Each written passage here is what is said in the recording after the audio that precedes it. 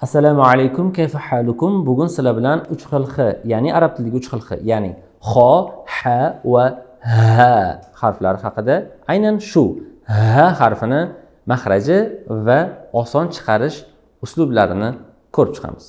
Xo'p, birinchi o'zi ha harfi qayerdan chiqadi? Ya'ni ha harfini maxraji qayerda? Ha harfini maxraji halqummi tubida, ya'ni tovush paychalarida joylashgan bo'lib, tovush paychalarimiz mana bu yerda joylashgan. Juda ko'pchilik yurtdoshlarimiz, xususan bizning o'quvchilarimizning ba'zilari halqum tubi qayerda desa, mana bu yerda ko'rsatishyapti. Aynan mana bu chuqurchan. Bu aslida xato. Ya'ni halqum tubi mana shu yerda, ya'ni aynan kekirdak degan joy bor. Aynan shu kekirdakda joylashgan. Bu ozg'in insonlarda yana ham yaxshiroq bilinadi, ya'ni bo'rtib turgan suyak bo'ladi. Arab tilidagi bu kekirdakning nomi hanjara deyiladi. Xo'p, o'zi bu kekirdakda nima joylashgan va harf kekirdakdan chiqadimi yoki boshqa yerdan chiqadimi? Ya'ni aynan shu yerdagi qanaqadir boshqa bir tana a'zosi bormi? Shu yerdan chiqadimi? Avvalo shu savolni ko'rib chiqsak. Xo'p, demak, halqumni eng tubida, ya'ni aynan shu yerda arab tilida hanjara, o'zbek tilida tovush paychalari degan bir tana a'zoyimiz bor. Tovush paychalari xilqatimizda shunaqangi yaralganki, ya'ni u bir-biriga shunaqangi me'yorda yaqin turadiki, agar u me'yordan kattaroq bo'ladigan bo'lsa, ya'ni taxmin qiling, mana shunda bir-biriga joylashgan desak, agar me'yordan ozgina kattaroq bo'ladigan bo'lsa, biz hech qanaqa harf ifoda eta olmaymiz. Ya'ni deymiz, harf hosil bo'lmaydi. Masalan, ba, ta, az, af kabi harflarimiz hosil bo'lmaydi. Endi tovush paychalarimiz me'yordan qisqa, ya'ni orasida masofasi qisqa bo'lib qoladigan bo'lsa, biz o'sha zahoti nafas ola olmasdan tiqilib o'lishimiz tayin bo'lib qoladi. Ya'ni aynan shu tovush paychalaridan bu ha harfimiz hosil bo'ladi. O'zi tovush paychalaridan, ya'ni halqumni tubidan nechta harfimiz hosil bo'ladi desak, ikkita harfimiz hosil bo'ladi. Birinchisi bu hamza. Ya'ni biz bilgan a, i, u tovushi, ya'ni hamza tovushi hosil bo'ladi. Ikkinchi tovushimiz, ya'ni harfimiz bu ha harfi hisoblanadi. Endi ha harfini chiqarishlikda ba'zi bir o'quvchilarimiz siz g deyapsiz, ya'ni g'oz harfida yoki g'oz so'zligi yoki tog' so'zligi g'ni aytyapsiz ustoz deyshadi, lekin ha bilan g'ni farqi bor. Eshiting. Ha, hi, hu. Endi g'ni aytib ko'raman. G'a, g'i, g'u. Xo'p, g bilan h ni farqini menimcha o'zingiz ham tushundingiz. Endi sukunli holat. A, i, u, bu x. Endi g. Al, il, u. Bu g'oyin harf. Ya'ni h bilan g tovush jihatdan bilmadim, o'quvchilarimizning aytishi bo'yicha o'xshaydi, lekin menimcha umuman tovush jihatdan ham bir-biridan juda ham katta farqlanadi. Bu mening fikrim.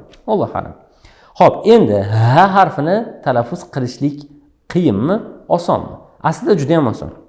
Ya'ni biz aytaylik, domda etajdan etajga tushib chiqsak yoki aytaylik futbolda yugursak yoki bilmayman, qanaqadir hansiraydigan ish qiladigan bo'lsak, biz hansiraymiz odatda. Ya'ni qanaqa bo'ladi desa,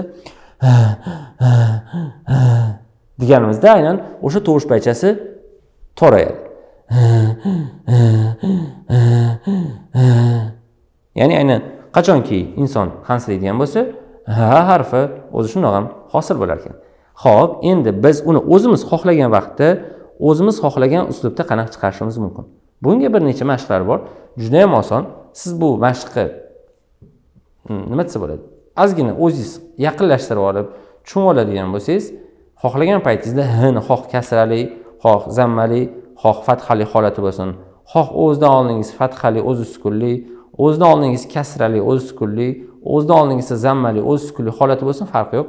Bemalol xohlagan paytingizda o'zingiz xohlagan uslubda chiqarishingiz mumkin bo'ladi. Faqat o'sha tochkasini topib olish kerak. Ya'ni o'sha maxrajini topib olish kerak. Endi maxrajini topish uchun bir necha uslub bor. Xo'p, demak ketdik. Birinchi uslubimiz a deb mana bu yoqqa havoni ushlaysiz.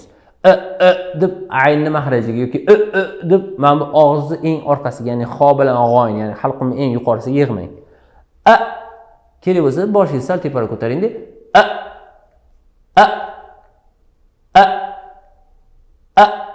Ko'rasiz, mana bu halqum ostidagi, ya'ni halqumning eng tubidagi kekirdek o'ynayapti.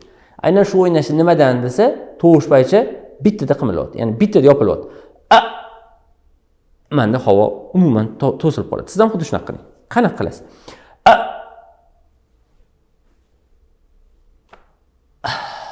Keyin havo qo'yaverasiz.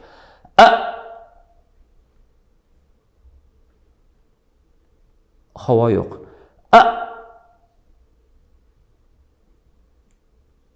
Havo ushlashni o'rgandingiz. Endi nima qilamiz?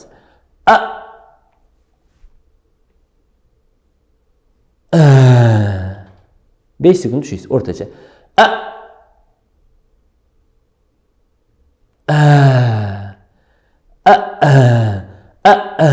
Deb xuddi shu tartibda davom ettiradigan bo'lsangiz, sizda o'sha h harfi nisbatan yoki qisman hosil bo'lishi mumkin. Endi demak tushundingmi nima qilishimizni? Havoni aynan shu halqumimizning ostiga, ya'ni tovush paychalarimiz bir-birini orasini yopib, qisib talaffuz qilamiz. Havomiz tugab qoladi, ya'ni biz nafas ola olmaymiz. Ozgina diskomfort bo'lishi mumkin sizda bu holat. Ya'ni aytaylik, meni o'zimda bor hozir bu holat, nafas yaxshi olmaganim uchun, ya'ni ko'p ushab qolish kuzatilgani uchun ozgina o'zingizni noqulay his qilishingiz mumkin, lekin hech qisi yo'q, o'tib ketadi. Ya'ni bemalol deb bitta chuqur nafas oladigan bo'lsangiz, bu holat sizga umuman noqulaylik tug'dirmaydi. Demak, nima qilamiz?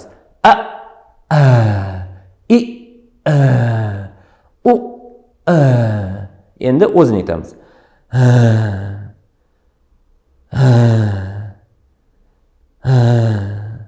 Aynan shu.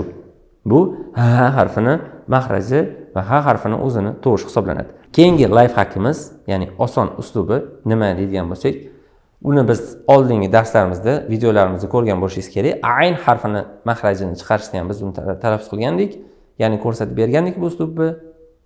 Endi h harfida ham shu uslubni ko'rsatamiz. Nima qilamiz? Tepaga qaratamiz boshimizni.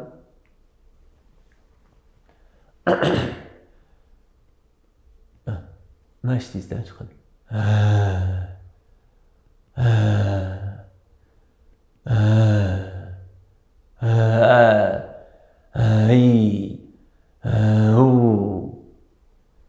Yoki sukuli holati bo'lsin.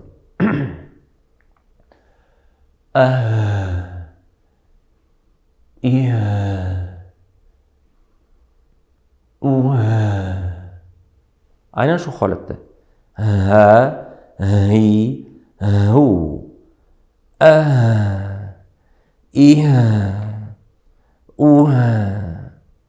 Kabi talaffuz qilasiz.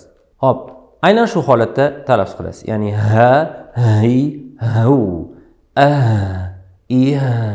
va holatlari. Endi keyin holat qanaqa bo'ladi desa, bitta qo'lingizni ko'ksingizga qo'yasiz. Mana mikrofon bor, buni olib turaman. Eshiting. Degan tovushingizda sizni ko'krak qafasingizda vibratsiya bo'lishi kerak. Shuni his qiling. To shu chiqmaguncha siz o'sha narsani chiqarishga harakat qiling. Chunki h harfini hosil bo'lganda, ya'ni qachonki h harfi to'g'ri talaffuz qilinganda, ko'krak qafasiga yaqin joyda vibratsiya bo'lishi tabiiy holat. Sizda agar vibratsiya chiqmayotgan bo'lsa, to o'sha vibratsiya hosil bo'lguncha bo'lishi kerak. Ya'ni ko'krak qafasingizda vibratsiya bo'lishi shart. Endi videomizni avvalida aytib qo'yamiz shu narsani. Qachonki siz ushbu videoni ko'rayotgan bo'lsangiz, ya'ni h harfini hosil qilishni o'rganmoqchi bo'lsangiz, sizda ikki xil holat bo'lishi mumkin emas. Birinchisi, qorningiz o'ta to'q bo'lishi kerak emas, mumkin emas. Qancha harakat qiling, bu harfingiz hosil bo'lmaydi. Ikkinchisi, qorningiz o'ta och bo'lishi kerak emas. Bu harfingiz hosil bo'ladi, lekin o'zingizga zarar yetib qoladi. Ya'ni siz hushdan ketib qolish, bosh aylanish, ko'z tinish yoki tananing qaysidir a'zolari, bilmadim, yuz bo'lishi mumkin, burun bo'lishi mumkin, bosh bo'lishi mumkin, uvushib qolish holatlari ko'p kuzatilgan va o'sha narsa bo'lmasligi uchun ikkita tavsiyamiz. Ya'ni birinchisi, qorningiz o'ta to'q bo'lsa, bu mashqni qila olmaysiz. Bu videoni ko'rmaganingiz ma'qul.